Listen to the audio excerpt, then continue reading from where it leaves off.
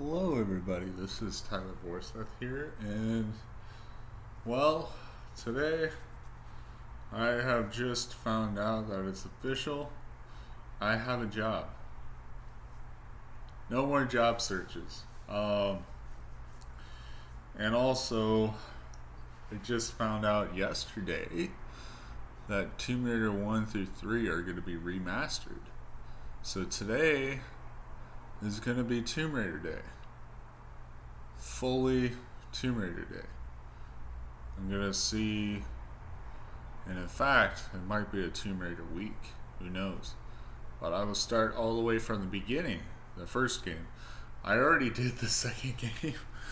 Okay, so I can skip that one if I want to.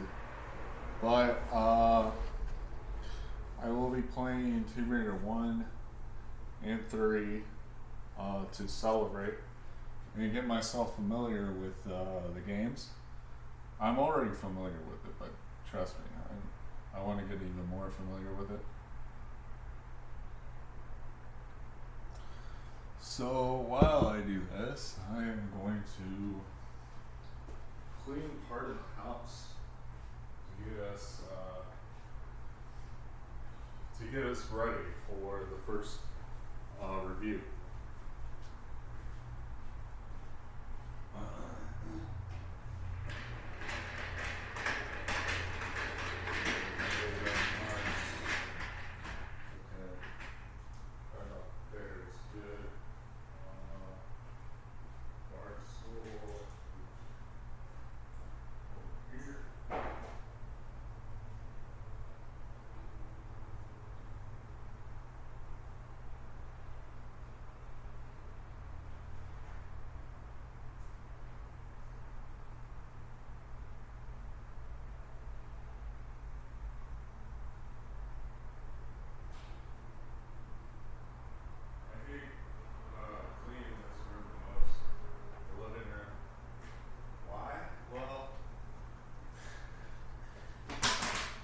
Because I feel trapped. That's why.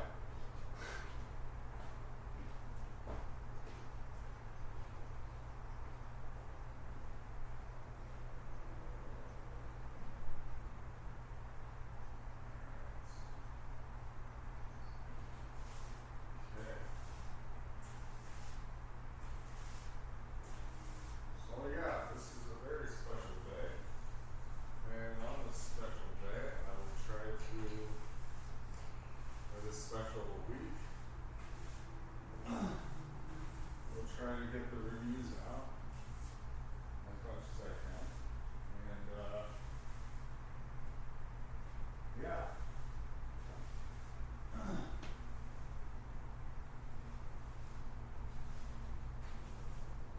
Tomb Raider 3 is the best game in the series. There's everything you can ask for and more. Of course, I won't be reviewing the expansions. The expansions will be separate if I were to play them someday. And I would count them as their own games, just so that I can put them in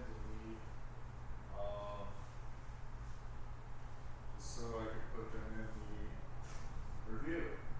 And my opinion about remasters is that they're basically the same game. Like, you can review the updated graphics and whatever, but it's still going to be the same game. Well, now, expansions are kind of different. They're in a weird category.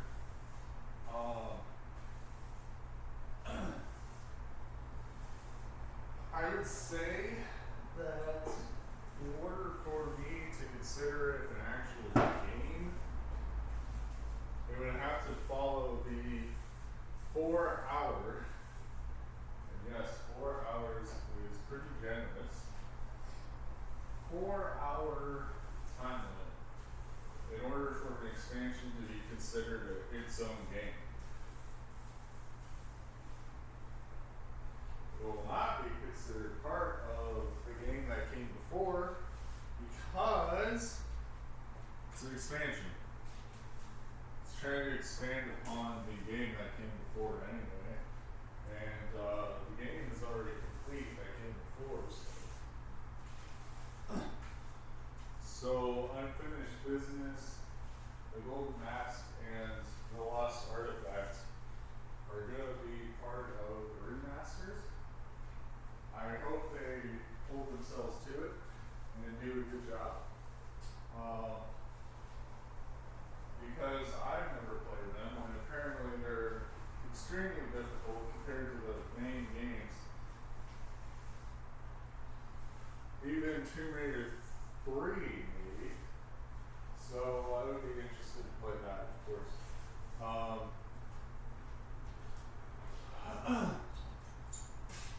Now, to me, I would definitely buy the remasters because they have the expansions, and not only that, but I kind of like to see what Laura looks like on modern consoles, you know? Because each game has its own rights, each game has its own flaws, which are annoying.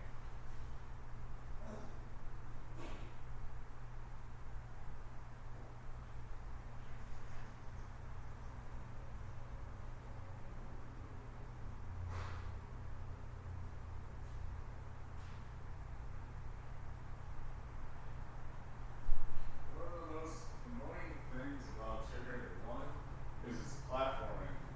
You have to jump at the last second, when she's not even on the edge. I think the combat is fine. I mean, you can cheese the enemies if you want, but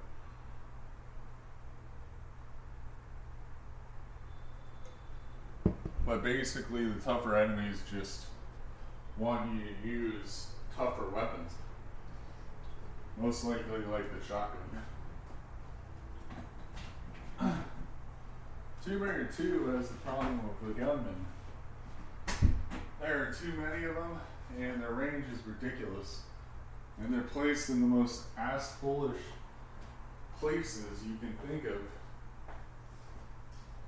That's the problem with Tomb Raider 2. Problem with Tomb Raider 3 is basically limited.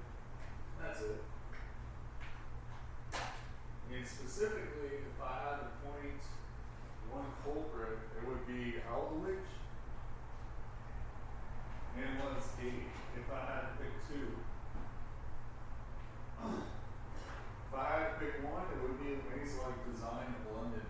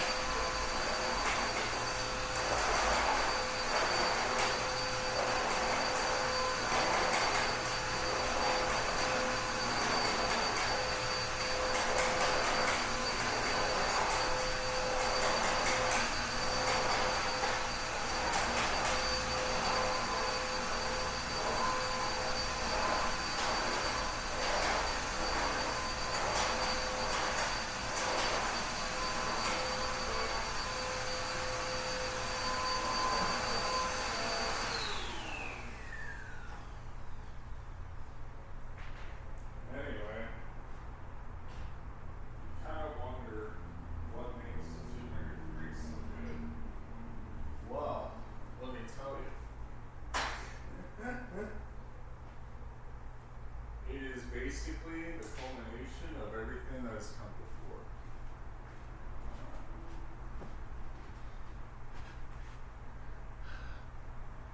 Everything that has come before is kind of shown in a better way in Tomb Raider 3. It is the peak of Tomb Raider in every single way.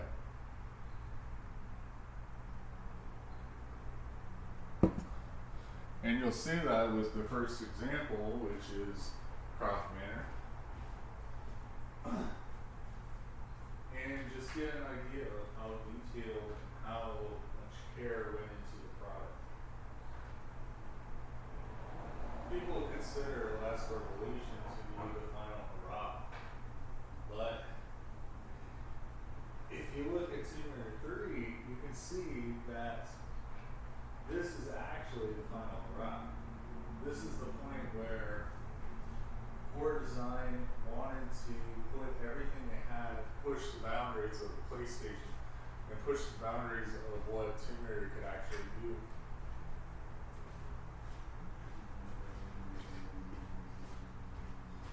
And yes,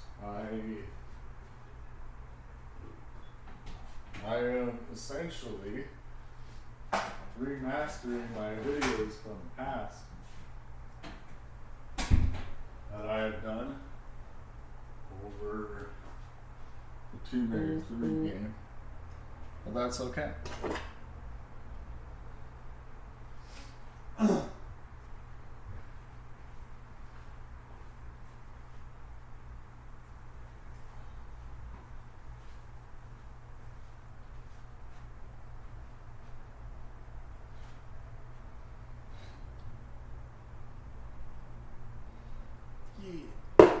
Got the trailers on.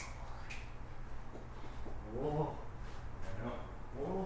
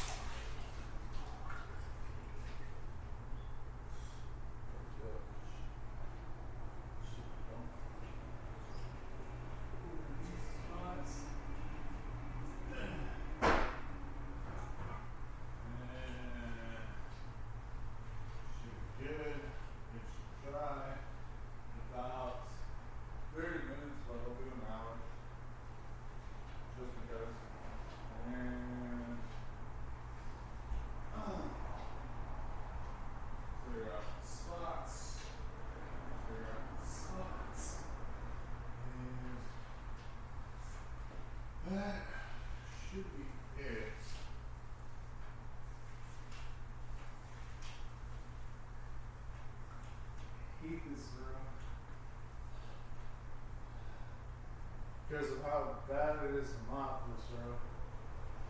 It's terrible. You don't know where the water is, so you're fucked. You're essentially fucked. Alright. Okay. That should be it. You can go over there. Thank you. There we go. And that should be good.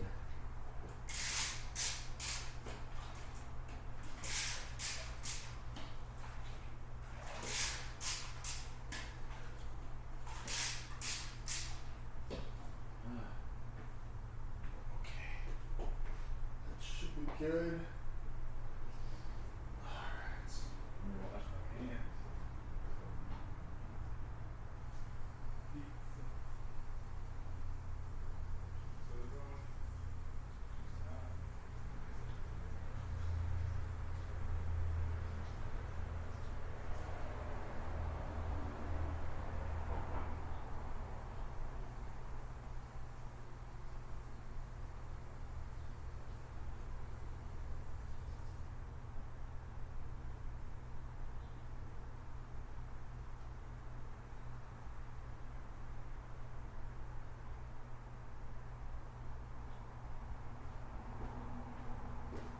Okay. We are ready now. 20 minutes ain't bad. Okay. Let me go back through my writing.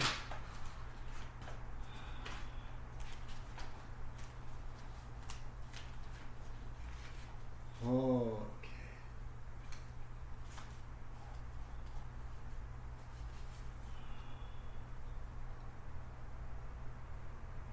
Rocket, save Crystal, save Antarctica.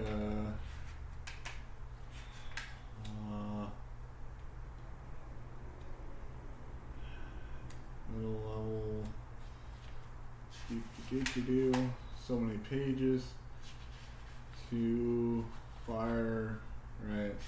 Trapdoor, third secret. Gate raises and you go to grab the third secret. Okay.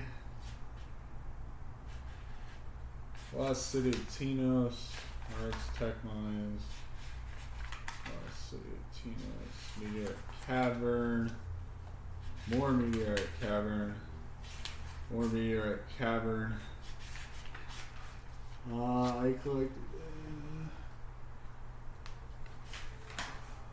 Should be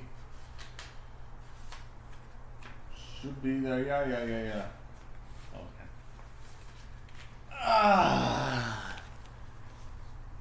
Analyzing Tomb Raider 3 is like analyzing a book. It's thick. It's a lot. And you gotta follow it step by step because everything leads to each other.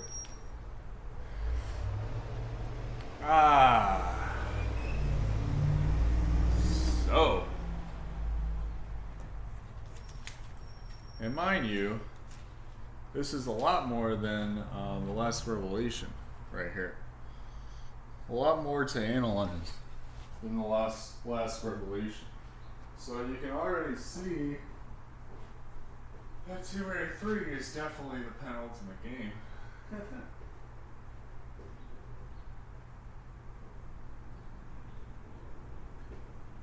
It is the peak.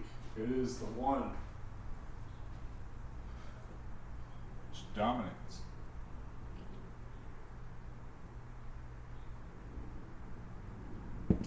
So let's start off with our familiar tutorial level.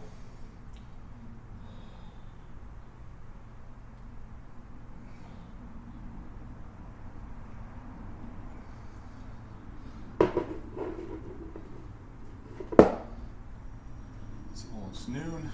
Okay. So our tutorial level is Croft Manor. Alrighty. But I call it the finished Croft Mansion. Loading screen is of a brown mansion with grass under a view of leaves, which looks realistic. You start out in a bedroom with a bed that has pink curtains, a window, a bathroom with a tub of water, the sink. You push a button to open a door to a flare pickup, which has 8 flares in each. Then the side by the bedroom is closed, but the opposite side has a button that opens the door to the attic, where a wooden box is on a path that needs to be pushed from the other side. There is a button that closes the door to the attic on the wall. Further along the right wall is a library with bookshelves, a chair, a piano, and 2 stereos. Up some stairs is a library and a pullable book that turns off the fireplace. The fireplace has a climbable brick wall that leads to the attic block path and a lever that opens the front right first tier room. But it is timed out to the perfect amount of time to get down there. The door contains a hallway that leads to the observatory part of the aquarium with a bookshelf, chair, and a block to get to the ceiling. And descend into the aquarium with royal blue tame fish, and you get the racetrack key off the sand. Push the button by the exit to get out. There is also a statue in the observatory and a flare by the button. On the left, front bottom tier room is the kitchen, where you can open the fridge, which has hanging mutton and steam coming off of the floor. All the doors are wooden with iron on them. You go to the left back first tier room, which is the dining room with the dining table and some CDs by a stereo, which plays the Curiosity music. Then you go to the right back first tier room, where you learn all your jumps, shimmying, vaulting, crawling, getting out of a crawl, climbing, monkey bar, sprint, and sprint roll. If you go back further, you will go to the swimming room, where you can swim, swan dive, observe the plank, and press the button to get to the lever that opens the trophy room. Also in that room are paintings of people who sailed on the seas, and there are 2 flaming stone torches at the beginning of the pool. The racetrack has an ATV which is used. The sprint function is explained, and you are timed throughout the course. Yellow is your final time. Red means penalties. White is the initial time. You can explore a lot of the racetrack course. It is mostly dirt and sand pathways. Some hills you have to go over, and wooden crates are the borders. There is a way to take the ATV off the course. The time training course has you jumping over wooden crates, climbing up a graded ladder, jumping, side flipping, going on monkey bars to slide off a ramp into a water tunnel, up a graded ladder,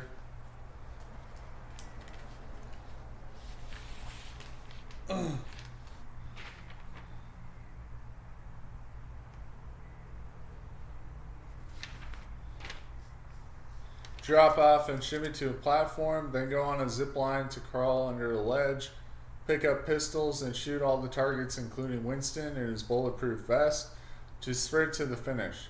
3 targets at a time appear behind the wooden crate sections.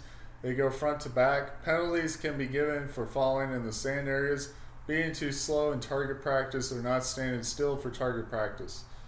The button in the mansion opens the way to the outdoor areas. If you completed the training course, you have a shortcut to the house. The house also has several paintings amongst a lot of walls. The trophy room is accessed by a lever, but is timed. The trophy room contains a mounted T-Rex head above the fireplace, the dagger of Xi'an in a blue glass case floating above a levitation object, the iris floating in a blue glass case, the Skion in different pieces, and a golden artifact, all under spotlights. There's a button by the exit and a button by the exit gate that opens the gate, and she says, "Now we're ready for our 3rd adventure." Rank is perfect. Rating is a 10. So yeah, finished Croft Mansion is a 10. It definitely is the best tutorial level you'll ever see in the entire series, and that's a fact. Yeah. Sorry, there is no better tutorial level that you'll find. So It's a blast to play. There's many secrets to find, and you get to know all the moves that Laura has, pretty much.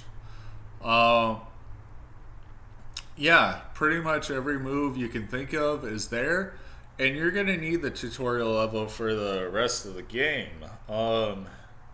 Because the first level is not playing around. Every single level of this game tries to go all out on you. This is for experienced players only, and I love it. I love how difficult it is to play this game, and that the barrier to entry is so steep that you kind of have to have a walkthrough your first time. It is amazing. It is simply, and when you get to the point where everything clicks, everything clicks. Everything is good. Everything feels good to play. Anyway, this is Tyler Voice Without, and this is Tomb Raider 3 Finish Croft Mansion. Anyway, I will see you next time. Tyler Voice Without. Bye.